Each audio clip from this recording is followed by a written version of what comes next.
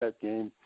I think I threw another pass, a touchdown pass to Boyd or somebody, and again he told me, it was again I called her. He thought I called the wrong play in the wrong formation or something. But anyway, yeah, it was kind of a hodgepodge. We ended up winning that game, and I never will forget because Coach Lombardi went up to me 3 times after that game and hugged me. Now, you go to 1969. You did something I think no Packer quarterback had done until that point, threw for 400 yards in a game against the St. Louis Cardinals. You want to tell us a little bit about that?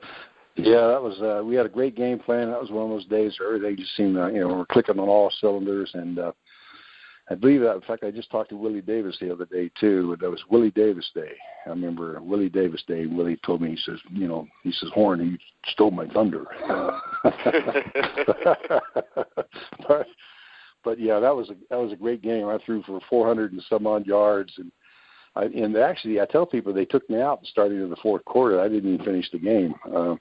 They put Billy Stevens in because he hadn't played all year pretty much, and then let him play a little bit. But yeah, I threw 5 touchdowns. I was the first. I didn't realize just after the fact he got all these, these crazy records that don't mean anything. But I was the first quarterback in Packer history to ever throw 400 yards. I think in Lambeau Field, and then first quarterback to throw for 5 touchdowns in Lambeau Field. And up until a few years ago, I had the longest pass longest touchdown pass ever thrown by any quarterback ever in Lambeau, and Brett Favre beat it. I met Brett and talked to him a few months prior to that, and actually it was 2 or 3 months before that, and then he beat it by 1 yard. I was going to call him and give him a bunch of static about it, but that's when all the stuff started about him retiring, not retiring. They forced him out, that type thing. So yeah. So yeah, and I mean, you could have told Brett he could have left you one record. I mean, come on, he hauled them. He promised me here, Brett. Now it's like I'm talking to him. He says, "Horn, I've been trying for 16 years, or whatever." And I said, Brett, yeah, you have more gray hair than I do, But when he left, he says, Don, he said, I promise. He says, your record's safe. I won't break it. And sure and heck, he did. He threw a 25-yard pass to Driver, and he took it a total of 90 yards. My record was only 89 yards. Hard to believe, but no one had thrown one longer than that for all those years in Lambeau. Yeah, it is hard to believe. That's almost 100 years. Yeah. And you held the record for what, over 40? Or right around something 40? like that. Yeah, around 40. Yeah, something like that, or whatever. Yeah, I tell you, you never know. Because back in those days, Mike, we called our own plays, and if we threw the ball 20, 22, 23 times a game, maybe 25, that was a lot of passes back then. These guys throw that in the first 15 or 20 minutes. Well, plus the rules for the defense were a lot different back then than they are now.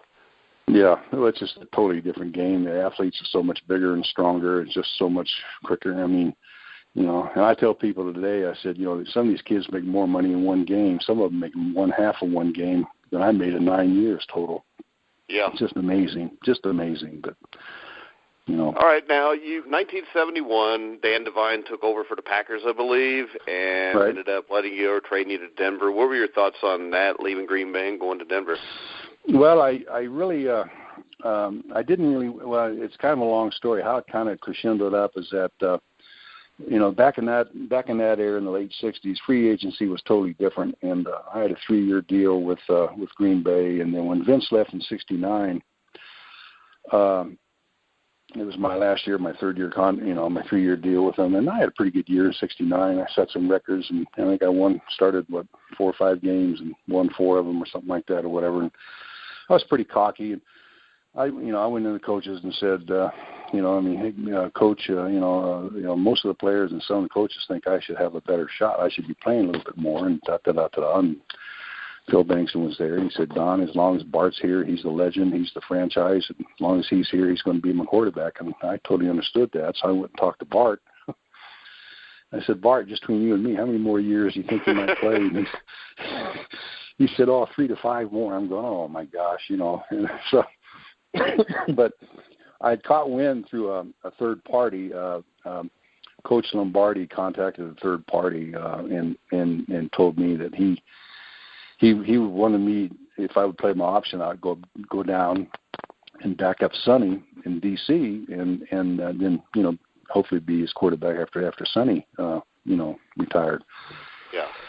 So I kind of committed to do that mentally and didn't really negotiate in good faith with Green Bay that year in '69. And Vince, all of a sudden Vince has his first, put the first winning year, the Redskins that he had in years. So 1970 comes around, I'm playing my option out, and we don't really and so I didn't really want to leave Green Bay, but for my career I thought I had to, because whatever. Anyway, Vince passes away September of '70. So my deal down there falls through into the season. I actually played a little bit and hurt my knee in '70 again. So I don't finish the season. I got a bad knee. Divine comes in. Divine called me. He says, Don, after the season, it was in January, I believe, and he says, Don, it's Coach Divine, da, da, da. He says, I understand you're not happy here. And I said, no, sir. I said, I'd rather, I have no qualms at all. I'd love to stay in Green Bay, et cetera, and that type of thing. And Divine says, okay. He said, I'm glad to hear that. He says, I like that straightforward talk or whatever. He says, I got this draft in a couple of weeks to take care of, and then after the draft, I want to fly you back here and get this thing settled and get the contract, sign it, whatever. I said, perfect. I look forward to it. And then all of a sudden, the night before the draft, it was a little earlier back in the season, I get a call from Lou Saban in Denver at the night before the draft. He says, Don, this is Coach Saban of the Denver Broncos. He said, I never made this phone call, but I just want to let you know I just traded for you, and you're now a Denver Bronco. And I was just blown away. So talked to him a little bit and then hung up the phone. I'm just kind of shocked. And then 6:30 the next morning, I'm in California, and the phone rings, and this gal says, Don, this is so-and-so. Please hold for Coach Divine. And so Coach Divine came on the line and he says, Don, this is Coach Dan Divine. Just calling you to let you know I just traded you to the Denver Broncos. Good luck. And he hung up. That's how I left. Anyway, but instead of me going to Washington, I came to Denver. Started out here, hurt my shoulder, hurt my knee again, and after that, I was pretty much just a backup quarterback after that. And I tell people, go ahead. I tell people the majority of my career, I backed up future Hall of Fame quarterbacks, Bart Starr and Dan Fouts. It's called being in the wrong place at the wrong time. All right, now this is the interesting story to me. This is because you're the first guy I've had on, I think, that played in this league, the WFL. 1975, you played in Portland, which right. I think I saw. I think it was the Marty Schottenheimer 30 for 30 or whatever it is they do on the NFL Network, and he talked about coaching there and how nobody got paid the last half of the season. You want to talk about your experience in the WFL? Yeah, it was great. We didn't get paid. We didn't get paid very, very much. And then, in fact, I believe the last paycheck that we got, the general manager walked in and gave us our paychecks, and it was like Indianapolis time trials. Some guys didn't even change their uniform. They went down to the bank and hammered the checks through real quick with their uniforms on and their shoes, just to make sure the last check cleared before they closed everything. But now I went to Portland. It started off pretty strong or whatever, but it's tough to go up against the NFL. They have a lot of influence in so many different ways, and we couldn't get a good TV contract, I guess, and they couldn't get the proper coverage and backing, on a national basis.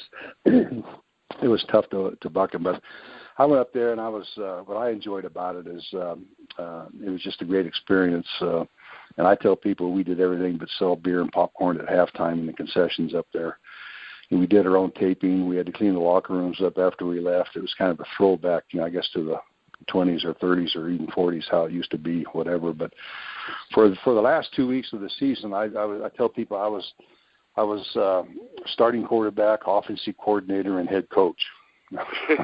It was something, but we had a good time. It was fun. I still stay in touch with a lot of those guys. A lot of them are good, former NFL guys too that tried to extend their careers and that type of thing at that league. But yeah, it was fun. I remember one game always wanted to do this. I called the whole game from the line of scrimmage. And I always wanted to do that. And, of course, with being the offensive coordinator and head coach, I allowed myself to do that. Well, about the only way you could do it then, wasn't it, Don? Yeah, it was. It was fun. It was good times. Good memories. All right. So do you still watch the NFL today? Oh, yeah. Yeah. So what's your take on quarterback play now compared to when you played? Oh gosh, I would love to play. I mean, I would love to. It's such a sophisticated game. I would love to play today with the rule changes. The shotgun and the pistol, and so much of a faster game. And throwing. To me, if I could throw the ball 35, 45, 50 times a game, man, I'd be in just heaven. I would be in heaven, especially just sitting back there. Sitting back there 4 or 5 yards deep or whatever in the shotgun or pistol, and just let her flip, just let her rip. To me, it's just much more of a faster, quicker game today. More of an exciting game for the fans, I think, today than it was back then, back in the old days, so to speak. Now, what quarterbacks do you think are playing today that could have fit in that era when it was probably a little bit tougher because of the rules? You mean back in the 60s and 70s? Yeah, compared to the quarterbacks now, do you think a Tom Brady would have worked in 1970? Yeah, I think Brady would for sure. Peyton, those two definitely would. For sure. A guy like Russell Wilson, I don't think he would fit in back in the old days and that type of thing. Anybody that's not I guess what you call more of a pure drop back in the pocket type of a cerebral type of a quarterback. Yeah, because back then, the only one they had that was like that was Fran Tarkenton.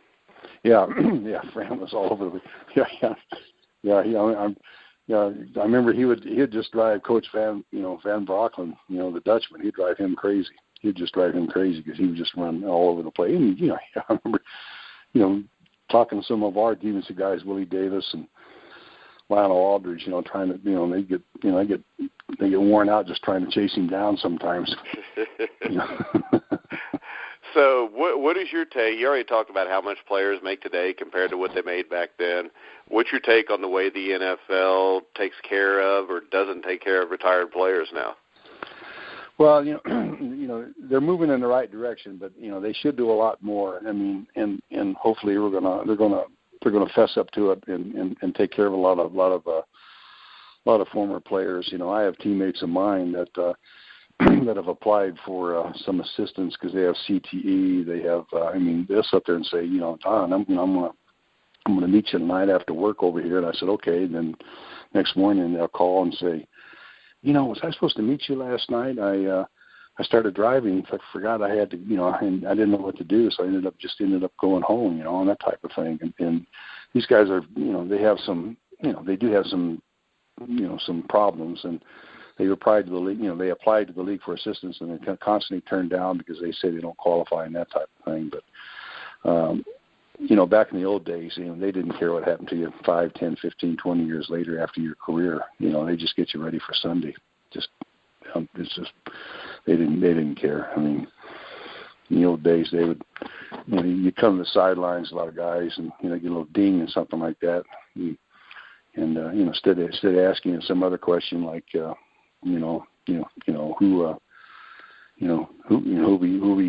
who we playing today or something, they always say, well, what's your name, yeah. And they hold 1 or 2 fingers up right in front of your face, saying how many fingers am I holding up, instead of going, putting 3 fingers on one hand and 2 on the other and say how many fingers, whatever. And then they give you 2 red salt pills or 2 gray salt pills or a combination of red and gray salt pills, they would say. And then they say, take these and get back in the game, a little smelling salt and whatever. And they didn't care. They just get you back in the game. Yeah, and unfortunately, I would think that if, the stuff didn't come to light, they probably would still be doing the same thing. Yeah, that's true. Yeah, and it's just a shame. But, these guys, they're, Mike, they're so big and they're so strong and they're so fast. It's just unbelievable. Yeah, I remember, like being in a car collision 60 times a game if you're an offensive or defensive lineman. Exactly. So before we get off here, You want to tell us a little bit about what you're doing today?